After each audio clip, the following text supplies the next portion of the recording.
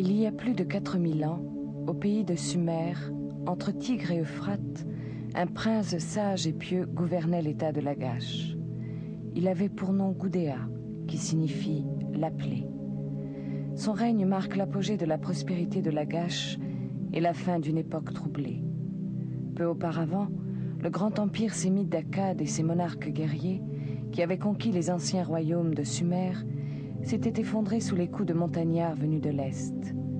Contemporaine de ces barbares devenus les maîtres, la dynastie de Lagash réussit à sauvegarder son indépendance et inaugure la renaissance sumérienne. Le jour où Ningirsu, grand dieu de la cité, jeta sur sa ville un regard bienveillant, sa main saisit Gudea au milieu de la foule et il le choisit pour être le pasteur des hommes. Élu par les dieux, Gudea reçut le don d'apporter l'abondance à son peuple. Prince lettré, pacifique, épris de spiritualité, il fit sculpter son image tout au long de son règne de près de 20 ans, sous les traits de la jeunesse, puis de la maturité.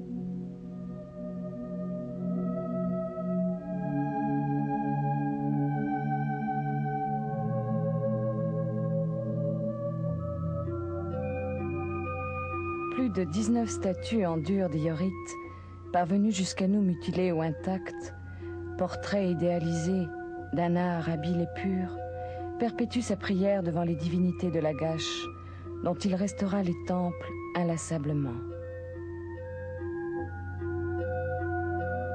Coiffé du bonnet de laine ou de fourrure, signe de souveraineté, vêtu d'un sobre manteau frangé de lin découvrant une épaule, Gudea tient le vase d'où jaillissent les flots poissonneux, source de toute vie, attribut de Ningirsu, dieu tutélaire de Lagash depuis les temps les plus anciens.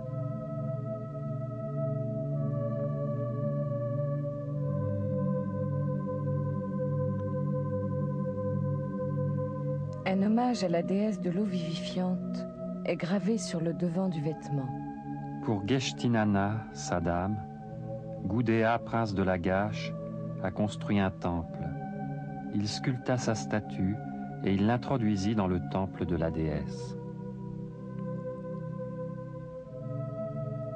Un cartouche, inscrit sur l'épaule droite du prince, donne son nom et sa titulature.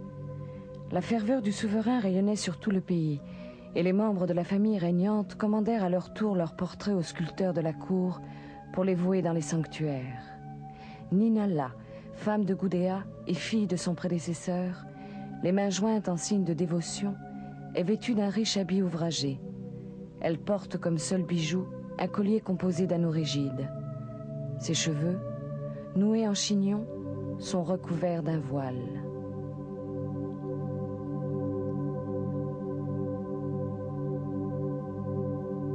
Se démarquant de son père, qui fut le seul souverain de l'histoire mésopotamienne à avoir dédaigné la gloire de ses conquêtes, Ur-Ningirsu, fils de Gudea, fier de ses exploits guerriers, se fait représenter debout sur un socle orné de tributaires, ennemis vaincus lui apportant à genoux leur hommage. La grande préoccupation du règne de Gudea fut la restauration du temple de Ningirsu, les Ninus. Cet acte était le symbole de la renaissance de toute chose au seuil de chaque année nouvelle. Le pays de Sumer était dépourvu des matériaux indispensables à la construction d'un sanctuaire magnifiquement décoré, mais Gudea avait étendu ses relations commerciales du levant au couchant, ce qui révèle sa puissance. Immortalisé dans ses fonctions de bâtisseur, le prince tient sur ses genoux une tablette portant une règle graduée, un stylet et le plan de l'édifice. Il fit venir de contrées lointaines des produits rares et coûteux. Nulle part il n'est fait mention de troubles, car Ningirsu, son seigneur chéri, lui ouvrit le chemin de la mer supérieure à la mer inférieure, c'est-à-dire de la Méditerranée au Golfe. Une inscription fait le tour de la statue et recouvre le vêtement. Elle indique sa destination et les honneurs qui lui sont dus. Devant le temple de Ningirsu, son seigneur, voici la statue de Gudea, prince de Lagash, qui a construit les Ninus. Du pays étranger de Magan, Il fit venir une pierre de diorite en forme de statue, il la sculpta et lui donna pour nom « À mon Seigneur, j'ai construit un temple, que la vie soit ma récompense ». Puis il l'introduisit dans les Ninous. Gudea lui donna la parole. Vers la bouche de la statue, il se tourna et dit « Elle se tiendra au lieu des libations. Ô statue, tourne ton regard vers Ningirsu. Voici la statue de Gudea, le prince de Lagash, celui qui la déplacera, qui en effacera l'inscription, qui la brisera et proclamera que son Dieu est aussi grand que Ningirsu, puissent les dieux briser son destin et disperser dans la poussière le trône dont il a hérité. » Le texte compte encore l'histoire de l'édification et de la dédicace du sanctuaire qui inspira à l'élite intellectuelle des scribes les plus beaux hymnes connus de la littérature sumérienne. De poèmes consacrés au même événement ont été écrits sur de gros cylindres d'argile. Ils complètent le récit de la statue et nous transportent dans le monde du mythe. Un jour, dans un rêve, Gudea ouvrit les yeux sur son seigneur. Ningirsu lui demanda de reconstruire son temple. Gudea, pour qui le rêve était obscur, soupira « Puisse ma déesse Nanché, la dame qui devine les secrets, m'en dévoiler le sens. Ô Nanché, dame des décrets inestimables, ô mère interprète des songes, au cours d'un rêve un homme m'est apparu. Il était grand comme la terre, le haut de son corps était celui d'un dieu, le bas de son corps était le déluge. À sa droite et à sa gauche, des lions étaient couchés. Un soleil se levait sur le monde. Au prince, la déesse Nanché répondit « Ô mon berger, ton rêve, je vais te l'expliquer. Le personnage qui était grand comme le ciel, qui était grand comme la terre, dont le haut du corps était celui d'un dieu, dont le bas du corps était le déluge, c'est là en vérité mon frère Ningirsu. Son désir est que tu construises les bâtiments de son temple. Le soleil qui se levait sur le monde, c'est ton Dieu personnel, Ningishzida, le seigneur de l'arbre véritable. » Gudea obéit au désir de son Dieu. Il interrogea les présages, il consulta les oracles et accomplit les rites favorables. Gudea purifia la cité sainte et l'encercla de feu. Il entassa dans le feu le cyprès qui est la plante pure des montagnes. Comme huile à consumer, il brûla de l'essence de cèdre qui est le parfum des dieux. Aucune femme ne porta le couffin de briques. Des hommes forts firent le gros de l'ouvrage. Il construisit en un lieu pur le temple de Ningirsu. Il éleva un terrassement. Comme des pierres, il façonna la terre. Comme un métal, il la passa au feu. Conformément aux mesures, il délimita un large espace. Il apporta de la terre et, au milieu du terrassement, il fit les fondations. Au-dessus de l'étage, il édifia les Ninous, hauts de 30 coudées.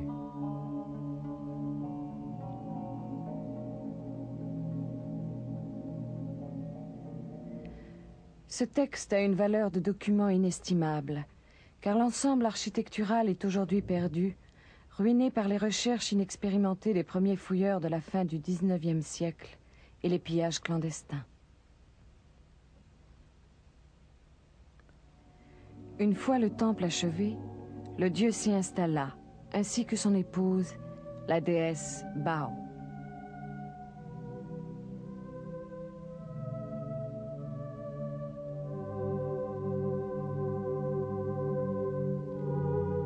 Le jour où Ningirsu arriva, Gudea fit s'agenouiller la ville, se prosterner le pays.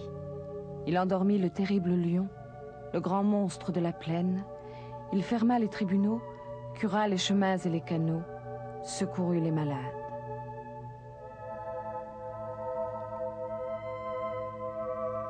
Le jour, il y eut des sacrifices. La nuit, il y eut des prières. Dans la lumière du jour naissant, le Seigneur apparut. Le guerrier Ningirsu entra dans sa demeure.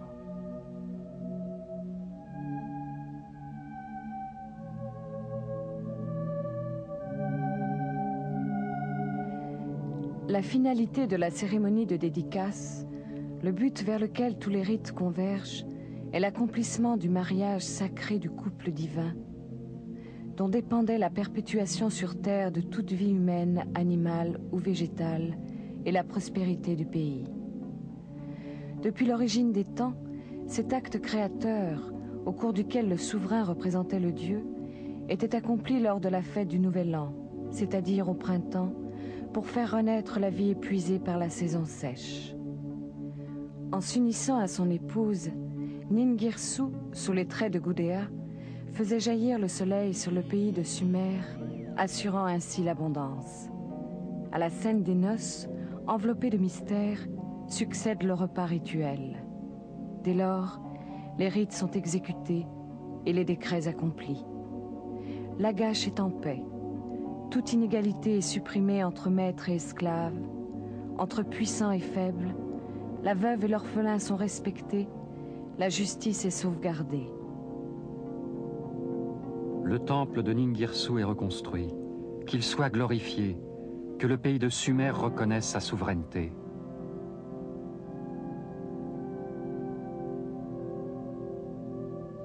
Et depuis ce temps-là, Gudea, prince de Lagash, perpétue son adoration pour transmettre au monde un message de paix, de sagesse, de sérénité, au-delà de Sumer, pour l'éternité.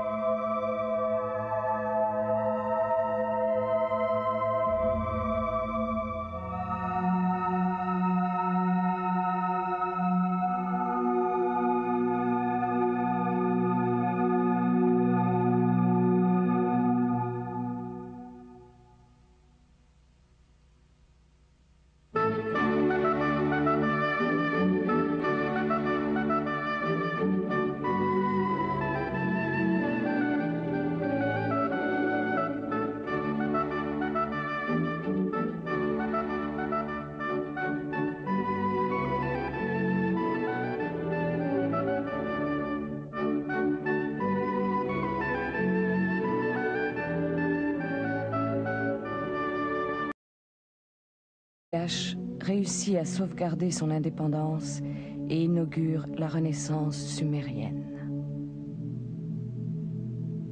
Le jour où Ningirsu, grand dieu de la cité, jeta sur sa ville un regard bienveillant, sa main saisit Gudea au milieu de la foule, et il le choisit pour être le pasteur des hommes. Élu par les dieux, Gudea reçut le don Dieu gouvernait l'état de Lagash. Il avait pour nom Gudea, qui signifie l'appelé. Son règne marque l'apogée de la prospérité de Lagash et la fin d'une époque troublée. Peu auparavant, le grand empire sémite d'Akkad et ses monarques guerriers, qui avaient conquis les anciens royaumes de Sumer, s'étaient effondrés sous les coups de montagnards venus de l'Est. Contemporaine de ces barbares devenus les maîtres, la dynastie de Lagash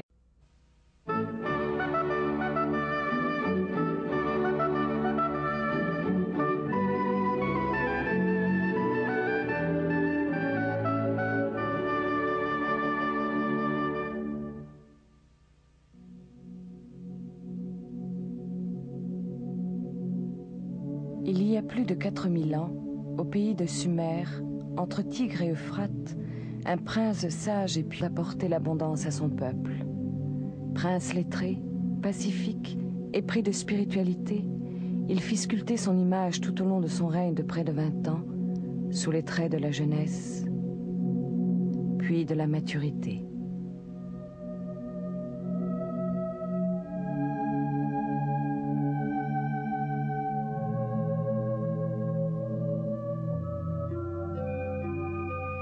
Plus de 19 statues en dur diorite, parvenues jusqu'à nous mutilées ou intactes, portraits idéalisés d'un art habile et pur, perpétuent sa prière devant les divinités de Lagash, dont il restera les temples inlassablement. Coiffés du bonnet de laine ou de fourrure, signe de souveraineté, vêtue d'un sobre manteau frangé de lin découvrant une